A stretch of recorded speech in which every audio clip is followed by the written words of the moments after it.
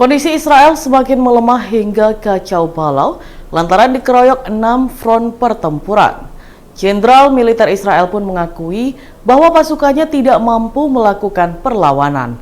Terlebih, setidaknya ada 3.000 rudal musuh menyerang Israel setiap harinya. Dikutip dari Tribunnews.com, hal itu disampaikan oleh Jenderal Cadangan Pasukan Pertahanan Israel atau IDF Yitzhak Brig. Ia mengatakan Israel kalah perang di front Gaza dengan Hamas. Kondisi itu terjadi lantaran pasukan darat Israel terkikis dalam 20 tahun terakhir. Brig menyoroti ketidakmampuan tentara Israel melawan kemungkinan perang regional, termasuk serangan Hizbullah yang diluncurkan dari Lebanon tanpa henti. Tercatat setidaknya lebih dari 3.000 rudal, peluru, dan drone diluncurkan dari berbagai front. Di antaranya Lebanon, Suriah, Irak, hingga Yaman ke wilayah dalam negeri Israel yang menjadi pusat populasi. Brig juga mengatakan bahwa musuh mengerahkan segala kekuatan untuk menghancurkan fasilitas dan infrastruktur Israel, termasuk kamp tentara Zionis di darat, udara, maupun laut. Pihak Tiko Aryawardana, suami artis Bunga Citra Lestari, akhirnya angkat bicara mengenai dugaan penggelapan uang yang dilaporkan oleh mantan istrinya Arina Winarto alias AW ke Polres Metro Jakarta Selatan. Pada Selasa 4 Juni 2024, kuasa hukum Tiko, Irfan Agasar, menduga laporan tersebut dibuat karena permasalahan rumah tangga antara kliennya dan pelapor yang belum tuntas. Ia mengatakan pelaporan tersebut masih bersifat prematur atau terkesan dipaksakan karena tidak melalui mekanisme undang-undang perseroan terbatas sebelum menempuh langkah hukum. Irfan menyebut perusahaan itu diketahui dikelola secara kekeluargaan. Artinya, Tiko dan Awelah yang mengelola perusahaan tersebut. Sehingga jika terjadi permasalahan terkait perusahaan itu, tidak hanya Tiko selaku direksi yang harus bertanggung jawab, namun Awe pun harus bertanggung jawab selaku komisaris perseroan. Irfan menegaskan tugas seorang komisaris adalah bertanggung jawab atas pengawasan perseroan, dan komisaris juga bertanggung jawab secara pribadi atas kerugian perseroan. Ia pun balik bertanya, apakah Awe selaku komisaris telah menjalankan tugasnya dengan baik dan benar. Untuk itu Irfan meminta agar masyarakat tidak menelan secara mentah-mentah mengenai laporan tersebut. Diberitakan sebelumnya laporan terhadap Tiko Aryawardana dilayangkan oleh mantan istrinya Arina Winarto. Melalui siaran pers yang diterima awak media dari kuasa hukum Arina, dugaan penggelapan terjadi sekitar tahun 2015 hingga 2021. Di tahun itu, Tiko dan Arina mendirikan perusahaan yang bergerak di bidang makanan dan minuman. Pada 2019, Tiko sempat menyatakan pada Arina jika bisnis mereka terancam tutup lantaran tidak kuat membayar sewa. Arina pun mulai merasa curiga dengan laporan dari Tiko. Ia langsung melakukan audit untuk memeriksa keuangan perusahaan dan menemukan indikasi penggelapan dana sebesar 6,9 miliar rupiah. Mantan Gubernur Jawa Timur Khofifah Indar Parawansa dilaporkan ke KPK terkait dugaan korupsi di Kementerian Sosial atau Kemensos. Saat dikonfirmasi, Khofifah mengaku baru mendengar adanya laporan tersebut. Mantan Gubernur Jawa Timur ini tidak banyak memberikan komentar terkait laporan dugaan korupsi terhadap dirinya. Namun Khofifah menegaskan akan terus memantau kelanjutan proses pelaporan itu di KPK. Adapun pihak yang melaporkan Khofifah adalah Forum Komunikasi Masyarakat Sipil atau FKMS. Ketua FKMS Sutikno mendatangi gedung KPK di Jakarta Selatan pada Selasa 4 Juni 2024. Pihaknya melaporkan Khofifah terkait dugaan korupsi pengerjaan proyek di Kemensos tahun 2015 silam. Diketahui saat itu Khofifah menjabat sebagai Menteri Sosial. Sutikno menyebut nilai kerugian proyek itu mencapai 98 miliar rupiah berdasarkan audit dari BPK. Selain itu, ada pula pengadaan proyek tenda dengan dugaan kerugian 7,8 miliar rupiah. Tidak hanya Khofifah, ada dua pihak lagi yang turut dilaporkan ke KPK. Keduanya yakni mantan Kepala Pusdatin Kemensos, Mumu Suherlan, dan kuasa pengguna anggaran atau KPA saat itu, Adi Karyono, yang kini menjabat sebagai PJ Gubernur Jawa Timur.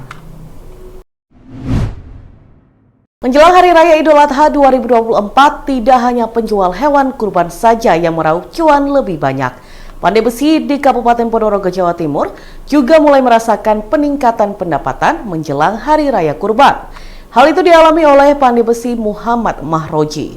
Menurut pantauan reporter Tribun Jatim Network, pada Selasa 4 Juni 2024, pria 34 tahun ini sudah sibuk mulai pagi hari di rumahnya di Dusun Mojo, Desa Singgahan, Kecamatan Pulung, Kabupaten Ponorogo. Maklum saja, menjelang Idul Adha pesanannya meningkat secara signifikan dibandingkan hari-hari biasa. Jika biasanya Mahroji mendapatkan pesanan paling banyak 10 pisau dalam seminggu, kini orderannya bisa mencapai 80 pisau. Selain pisau biasa, Mahroji juga membuat pisau dengan ukiran menarik di pegangannya.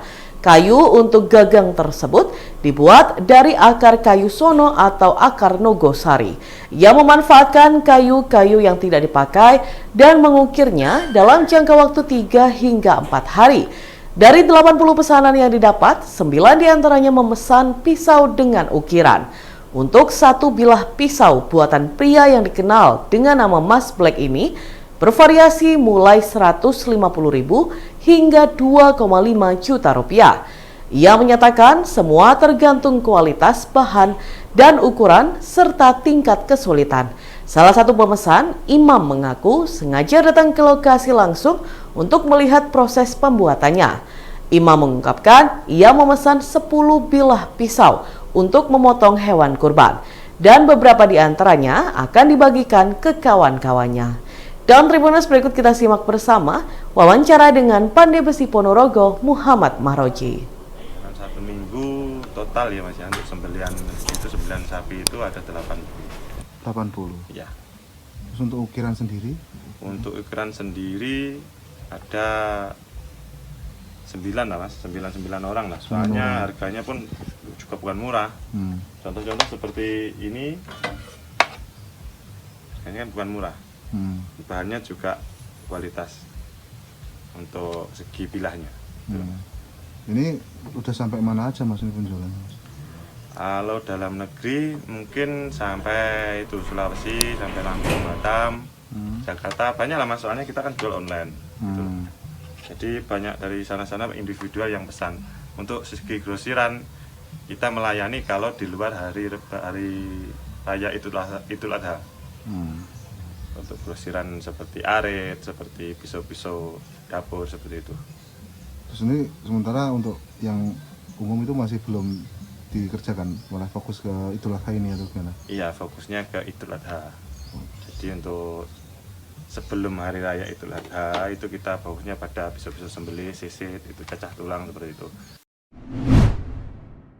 Proses verifikasi dan pengambilan PIN PPDB Jatim 2024 telah berlangsung sejak Senin 27 Mei 2024. Namun berbagai kendala ditemukan di proses verifikasi data calon peserta didik baru atau PPDB. Mulai dari kelengkapan berkas hingga verifikasi nilai yang tidak sesuai. Hal ini ditemukan di posko PPDB yang ada di sekolah maupun di Dinas Pendidikan Jatim. Juni Triptianti, orang tua calon peserta didik baru yang datang ke posko PPDB SMA Negeri 14 Surabaya mengaku cukup kerepotan dalam melengkapi berkas pengambilan PIN. Pasalnya, warga Nginden Jaya ini mengaku kartu keluarga kota Surabaya yang ia miliki terbilang baru atau belum setahun. Sehingga pihak operator sekolah meminta dibawakan KK lama untuk pelengkap verifikasi. Sementara itu, Ketua PPDB SMA 14 Surabaya, Nistia Risa Angelina mengungkapkan, layanan proses pengambilan PIN di sekolah dilaksanakan mulai pukul 8 pagi hingga 16 sore waktu Indonesia Barat. Sejak hari pertama dibukanya layanan, menurutnya jumlah calon peserta didik yang datang sangat fluktuatif. Ia mengaku banyak persoalan yang ditemui, seperti fotokopi dokumen yang kurang lengkap, salah penempatan titik lokasi, hingga kesalahan input nilai atau data siswa dari sekolah SMP. Untuk mengurangi antrian pengambilan PIN, calon peserta didik baru sudah diedukasi sejak tiba di sekolah, sehingga mereka bisa langsung menyiapkan berkas atau melengkapinya terlebih dahulu. Beberapa kesalahan data yang diinput SMP mengakibatkan calon peserta didik baru kesulitan verifikasi ke sekolah yang dituju. Biasanya mereka langsung diarahkan ke SMA atau SMK negeri ke posko layanan PPDB Jatim di kantor UPT Dindik Jatim yang berada di Jalan Jagir Sidoresmo 5. Iwan Cahyadi selaku operator posko layanan PPDB Jatim mengungkapkan jika banyak calon peserta didik yang datang untuk memperbaiki data ataupun sekedar mencari informasi PPDB. Dikatakan Irwan, beberapa kendala yang dialami diantaranya input nilai rapor yang tidak sesuai, salah penitikan lokasi ataupun lokasi tidak ditemukan, hingga kesulitan mengunggah berkas surat keterangan pindah domisili atau SKPD. Selama proses pengambilan PIN ini, diakui Iwan memang lebih banyak orang tua ataupun siswa yang datang ke Dindik Jatim, meskipun sebenarnya riset data bisa dilakukan dari sekolah dengan banyaknya operator yang disediakan di sekolah. Dalam Tribuners berikut kita simak bersama wawancara dengan Juni Triptianto selaku orang tua calon peserta didik baru dan Ketua PPDB SMA 14 Surabaya Nistiarisa Angelina. Balik gitu, karena balik lagi ngambil kakak yang lama. Untungnya nggak saya buang, kan belum 1 tahun perubahan kakak. Oh, jadi perubahan kakak. Iya, kembali lagi sampai di kakak tadi bikin ini pernyataan orang tua wali murid itu, ya gitu salah lagi, balik lagi, nggak apa-apa lah demi anak. Ini memang mau masuk ke mana? Ya sini, Ke sini ya? Iya. Rumahnya mana? ini Jaya 1, Mau ambil jalur apa? sana sini. Asalnya SMP mana, Bu? SMP 52, karena lebih dekat. Dekat sama sekolah. Iya, sama rumah. Jadi di SMA 4 di sini proses pengambilan pertama dilakukan secara online sesuai dengan ketentuan judul. Kita menerapkan dari jam 8 sampai dengan jam 4 sore. Jadi peserta itu calon peserta datang ke sini, kemudian mengambil nomor antrian, kemudian menunggu diverifikasi oleh operator. Oke. Sejauh ini sampai per hari sampai berapa? Jadi kita memang tidak menghitung secara pasti tiap harinya berapa, tapi berdasarkan nomor antrian yang terambil sangat fluktuatif ya. Di hari pertama sepi, di hari kedua mulai ramai, di hari ketiga 4, 5 itu tinggi kurang lebih sampai 100 kurang lebih. Kemudian di hari Senin Selasa ini mulai melandai lagi. Oke. Bu, rata-rata yang ke sini itu yang memang mau mendaftar ke sini atau enggak gitu, atau campur gitu? Satu karena ini proses pengambilan PIN ini belum pendaftaran sehingga tidak semuanya kita wawancara akan mendaftar di mana. Jadi kita hanya memastikan bahwasanya dia memang diminta untuk datang ke SMA 14 verifikasi, itu yang kita terima.